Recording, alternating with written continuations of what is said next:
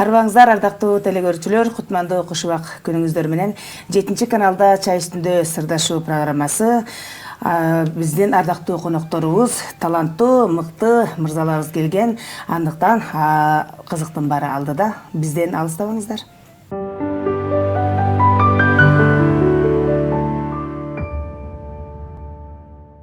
Ардактуу телекөрүүчүлөр, көбөдүнүндө ыр оргуштап кыргыз элибизге кызмат кылып келе жаткан бир нече конкурс фестивалдардын ээси Аскар Жекишев жана Ислам Сыдыков, аларды коштоп келген Маматалиев Койчубек агабыз болмокчу. Кош келипсиздер. Саламатсыздар. Алгач ирет кыргыз элибиз менен амандашып, саламдашып алыңыздар. Саламатсыздарбы, ардактуу кыргыз элим, урматтуу 7 каналдын көрөрмандары.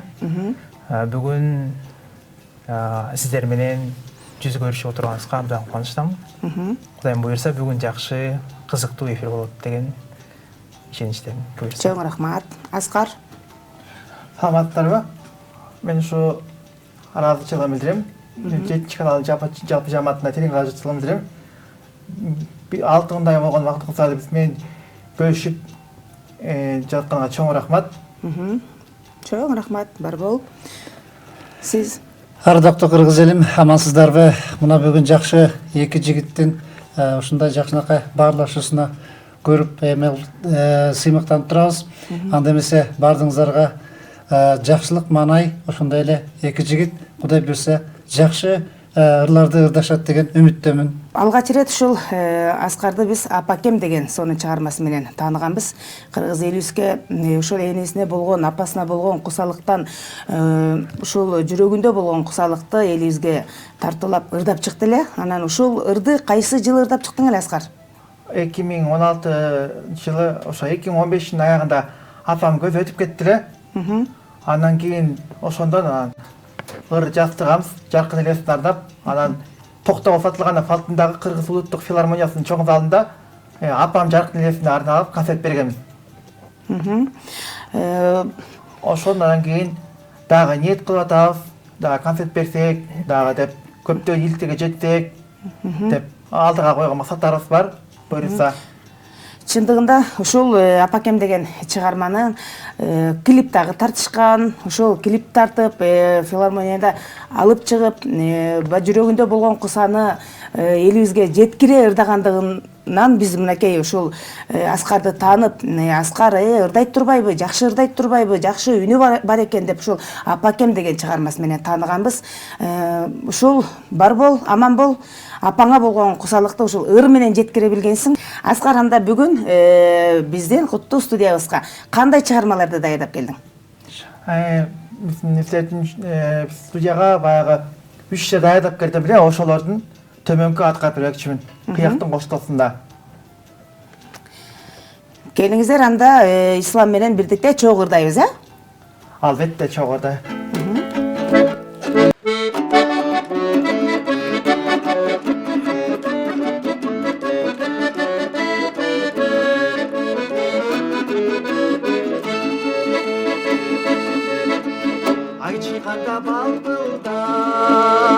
Айды көрсем сени көрүп күн менен жалдырам. Айда табам бересиңби, айда түшүп келесиңби, келесиңби, келесиңби, келесиңби жар эркек, келесиңби жар эркек. Айда табам бересиңби, айда түшүп келесиңби, келесиңби, келесиңби, келесиңби жар эркек, келесиңби жар эркек. Сужеде кылчактап, суду көрсөк сени көрүп күткөй берет кылчактап. Судан таба бересиңби, судан чыгып келесиңби, келесиңби, келесиңби, келесиңби жар эркек, келесиңби жар эркек. Судан таба бересиңби, судан чыгып келесиңби, келесиңби, келесиңби, келесиңби жар эркек, келесиңби жар эркек.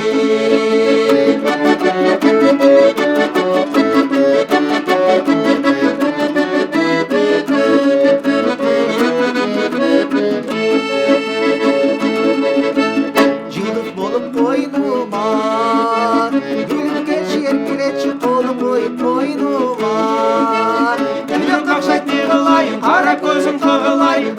ananayın can erken Atanayın can erken Yürek kakşayt yığılay Kara gözüm kağılay Ananayın can erken Ananayın can erken Ay çıkar ya balgıldan Aynı görsün seni görüp diklerim çaldıram Aydan tamam gelesin mi? Aydan çıkıp gelesin mi? Gelesin mi can erken Gelesin mi can erken Aydan tamam gelesin mi? Aydan çıkıp gelesin mi? Gelesin mi can erken Gelesin mi can erken Gelesin mi can erken Gelesin mi değilse Азаматсыздар, абдан сонун. Мен исламга суроо бергим келип атат. Москва жергесине барып, билим алып, андан тышкары ошол Москвадан алган билимди токтотуп калбастан, бул жерде Кыргызстандан консерваторияда 2-курста окуп жатасың, Москвадан билим алуу менен Кыргызстанда билим алуунун айырмасы бар бекен? Албетте бар, себеби Москвадан бул консерватория высший болот да. А консерватория Россиядан болсо баягы биринчи жолу болгондуктан албетте баары оор болгон, биринчи жолу баягы музыка нотаны таанып, башка дегенде. Бул жерден баягы бир аз жеңилирээк. Себеби уже база бар, ошон үчүн баягы баары бир аз жеңилирээк да. Анан Москва жергесинде окуп жүргөндө сага ким көмөк көргөзүп жүрдү, ким жардам берди, ал жактагы кандай инструменттерди үйрөндүң? Москвага ошондо 2018 тапшыргам. Ал жерде атайын көз азиздер жана начар көргөндөр үчүн колледж. Бул жалпы СНГ боюнча бир колледж. Россиянын Курск шаарында жайгашкан. Ал жерде жатакана бар, ал жерде бүт бардык шарттар каралган, шартта түзүлгөн. Ошол себептен өзүбүз эле болдук, жалгыз эле, эч ким жардам берген жок. Кыйынчылык жараткан жок, Кыйынчылык албетте, кыйынчылык болбой койбойт, бирок баягы бардыгын жеңгенге аракет кылып, жеңип, Кудай буйрса, бияктан азыр окунуп алып жатабыз. Азаматсың, чыгармачылык ийгилик. Москва жергесинен окуп жатып, ошо кайсыл инструментти үйрөндүң? Мен таң калганым, Москвада окуп келсең дагы колуңа комузду алып, кыргыздын комузун үйрөнүп келген экенсиң, Комузду мен бул жерден мектепте окуп жүргөндө раматылык улуу комузчу Нурак Абдрахманов айыбыздан үйрөнгөм. Ал эми Россиядан болсо мен ошо вокал жеке чыгырдоо бөлүмүндө окудум. Ал эми аспаптардан болсо ошо комуздан башка эми фортепиано, ал фортепиано бүт эмелерге кирет, бүт бөлүмдөргө. Ошондуктан аспаптардан сөзсүз түрдө үйрөнүш керек, Ооба. Ислам, эми бүгүн жагымдуу бир чыгарма аткарасың деген тилектебиз. Кайсы чыгарманы даярдап келдиң? Эмесе жалпы эл үчүн элдик чыгармалардын бири Акчыны деген чыгарманы комуз жана аккордеондун ортосунда аткарып берейин, кабыл алып коюңуздар.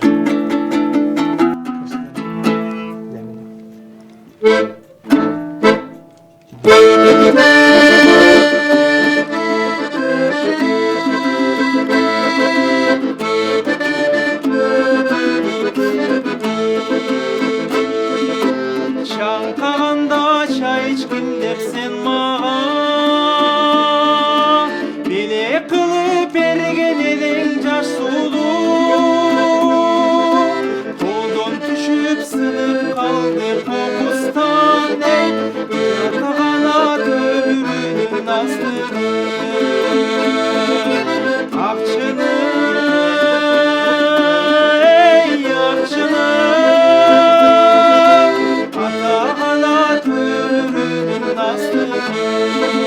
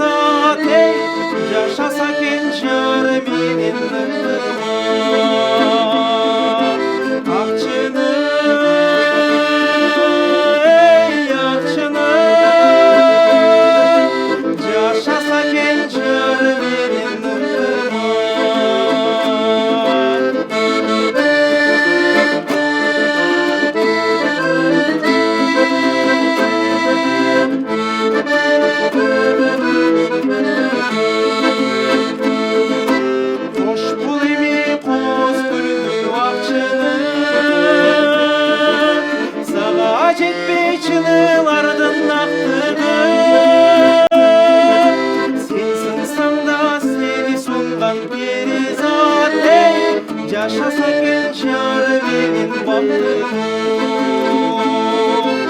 акчыны акчыны жашаса экен жары менен бактылуу акчыны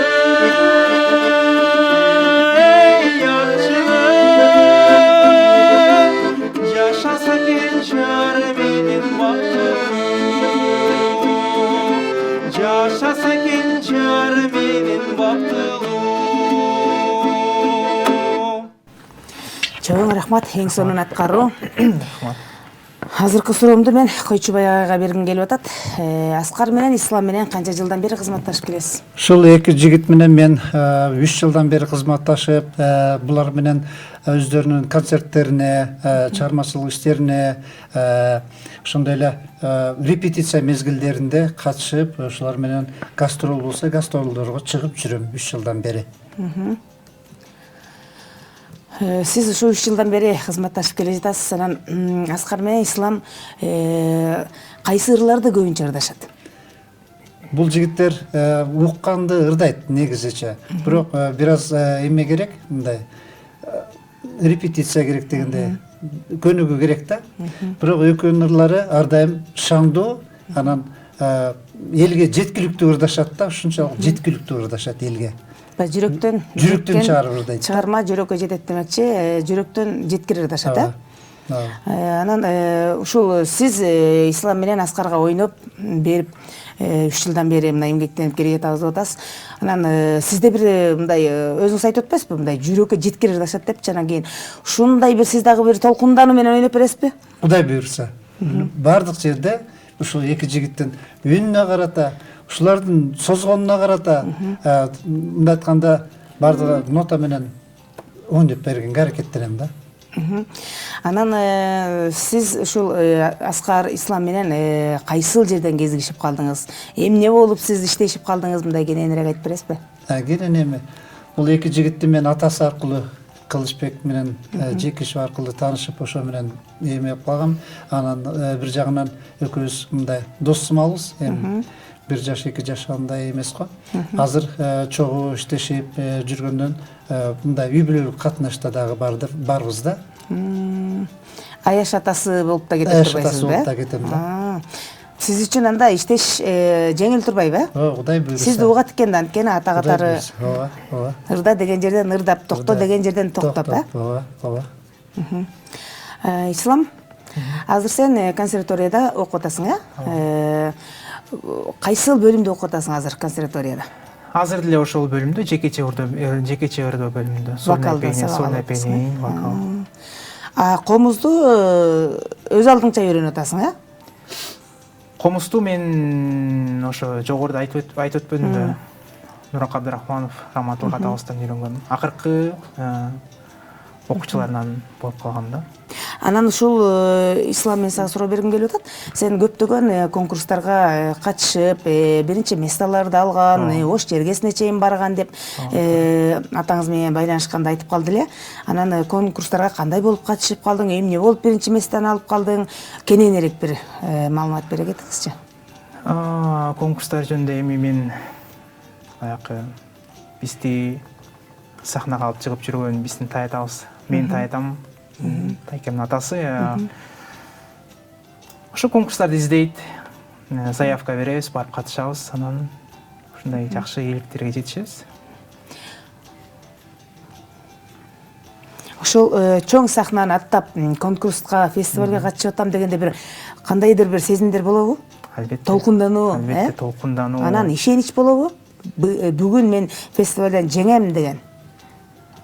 Мандай болбойт го, бирок албетте толкунданасың, даярданасың. Бул негизи сахнага чыгыш аябай сонун нерсе, баягы элдин кол чабуусу. Рахат аласың, сахнада. Албетте. Бирок улуу агаларыбыз, эжекелерибиз айтып калат го. Күндө сахнага чыксаң дагы, бирок ар бир сахнанын сүрү болот депчи. Ооба, туура. Анан ошол ар бир сахна, ар бир фестиваль, ар бир конкурска барганда дагы сүрү болобу?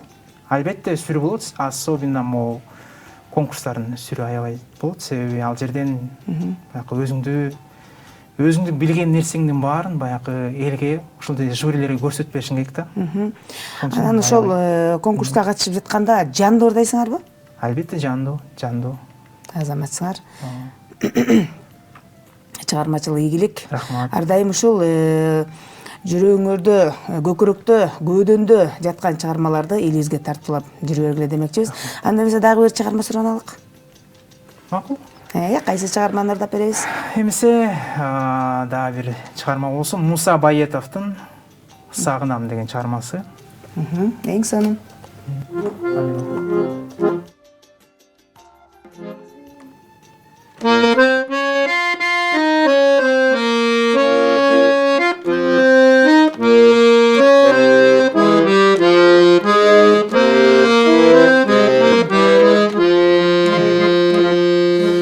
Sağınam gana seni oy oylonum Samadım gana engsem ay kadırım Kayseri gana jürdü ay buldeki Arkarday gana gözüm ay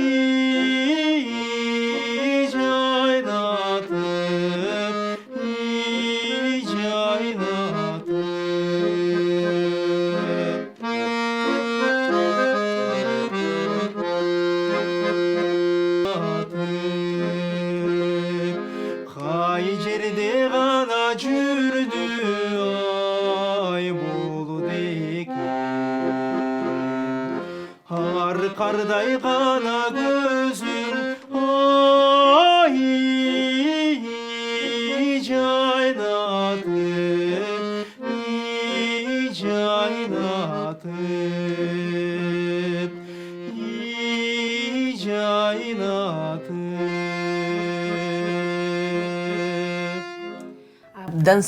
Абдан сонун бар бол. Ар дайым ушул таятаңдын эркеси болуп, кыргыз элине кызмат кылып жүрө бер. Рахмат. Ушул эле чыгарманы улай Аскардан бир жакшы чыгарма. Адам эстер үчүн эстен кеткен эски чыгарма Мен жылкычы дегендерди гүл десте катары аткан демекчимин. Каалаңыздар. Азаматсың.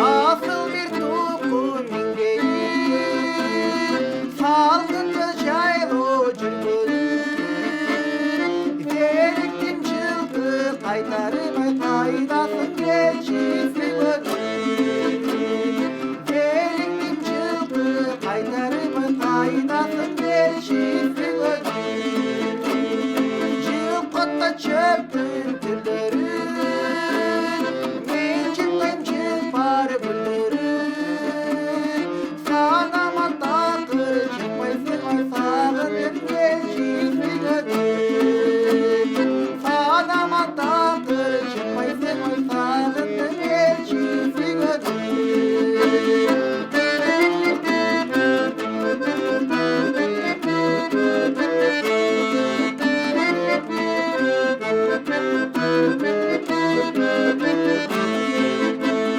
Мен жылкычы финчалар кыйкырып тофур бир салам Өлкөбүз үчүн иштейли да өркүндөбөзсүн гүл заман Өлкөбүз үчүн иштейли да өркүндөбөзсүн бул заман Өлкөбүз үчүн иштейли да өркүндөбөзсүн бул заман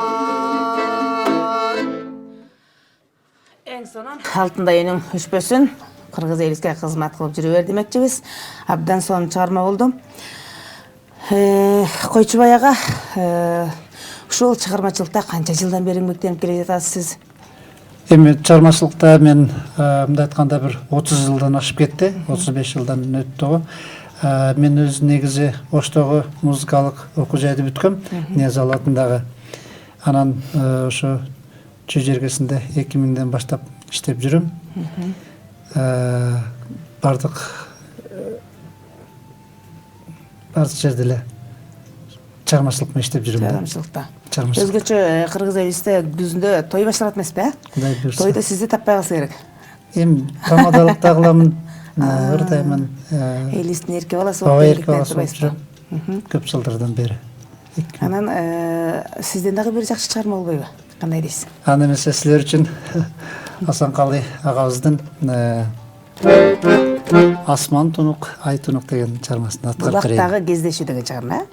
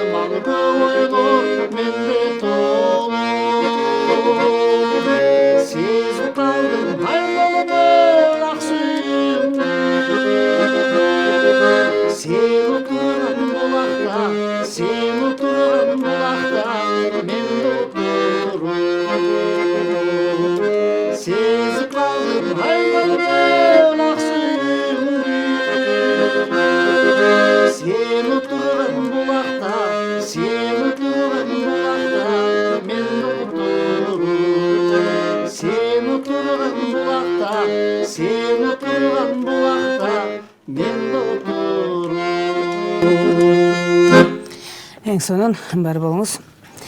Кыргыздын өрүк комузу, кылымдын мукамдоушу деп өрүк комузу колго алып ислам ушул устатыңдан үйрөнгөн чыгармалардан тышкары күүлөрүн дагы үйрөнүп калдыңбы?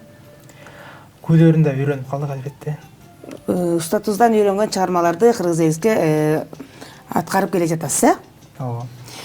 Келечекте дагы алдыга койгон максаттар кандай? Экөөңөр дагы бирдикте дуэт ырдап, клип тарталы деген ойлоруңар барбы?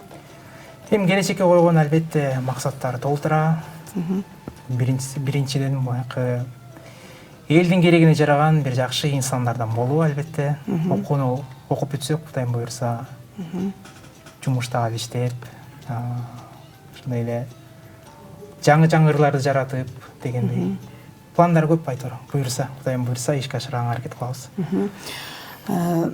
Үйдө олтурганда комузду колуңа алып, ошо өзүң айтып атпайсыңбы, чыгармаларды жаратып деп, анан ошондой бош отурган убактыңарда кандай жумуштарды аткарасыңар?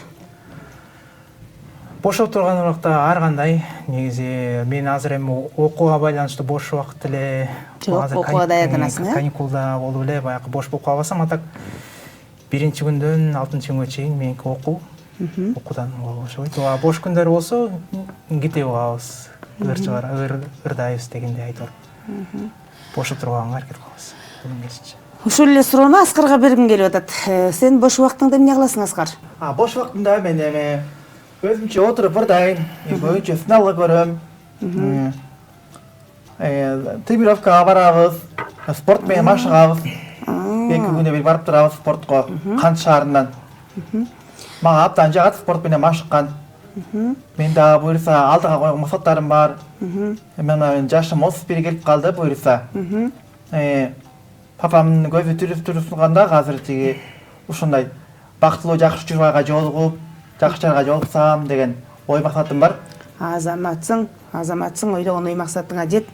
Жаштын тилегин берет дегендей, сөзсүз түрдө ушул атакебизди сүйүнтүп, жубайлуу болушуңду биз дагы тилеп кетмекчибиз. Ислам, сен дагы бир жакшы жубайга жолугайын деген ой максат барбы? Эми Кудайым буйруса биринчи баягы окууну бүтүп, баягы өзүмдү баягы кандай десем, өзүмдү даярдап, анан кийин Кудайым буйруса баягы бактыга жазган, Кудайым жазган жубайы жолуксак буйруса. Ислам, бүгүн мынакей чай үстүндө сырдашып атпайлыбы? Анан бир сырдаша кетейинчи сен менен. Менин студентим бар эле да. Ислам менен сүйлөшүп атам, эже буйруса деген свадьбама жар айтып бересиз деп келип калды эле. Ошол сулуу менен сүйлөшүп атасыңбы? Сүйлөшүп турабыз, Сүйлөшүп турасыңарбы? Ал дагы ошо кубанычын айтып келген да мага. Ислам менен сүйлөшөм, Исламды тааныйсызбы? Экөөбүз үйлөнгөндө сөзсүз түрдө жар айтыңыз, мага деп келген да.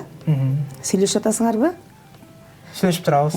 Анткени ал сулуу пери дагы музыкалык билим алып жаткан чагы убагында, Ошол эмеде окуп атса керек эле. Муспет колледжде.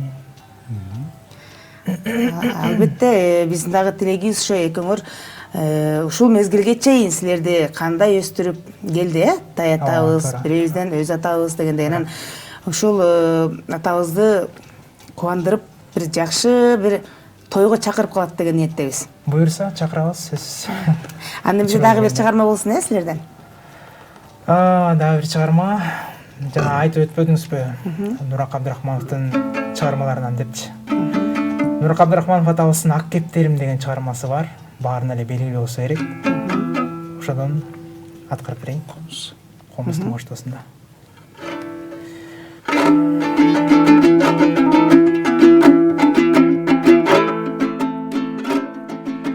Жаңа майдай кайкып учуп бара алмай, жаш жүрөккө жагардары тамалбай.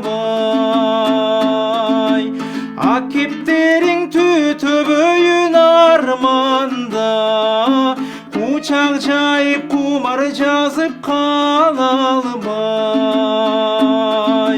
Ак кептериң түтөбөйүн арманда, учак жайып кумар жазып кала албай.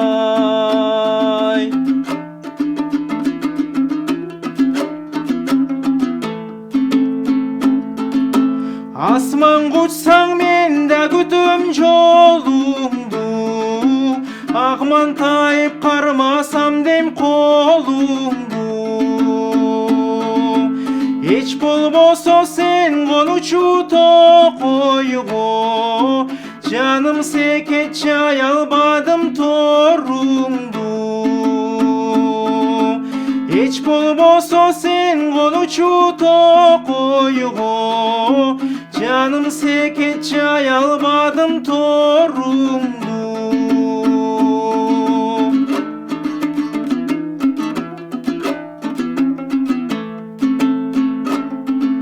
Сен дегенде тура албаймын жай алып, келаткан сыйтеки жагым каранып.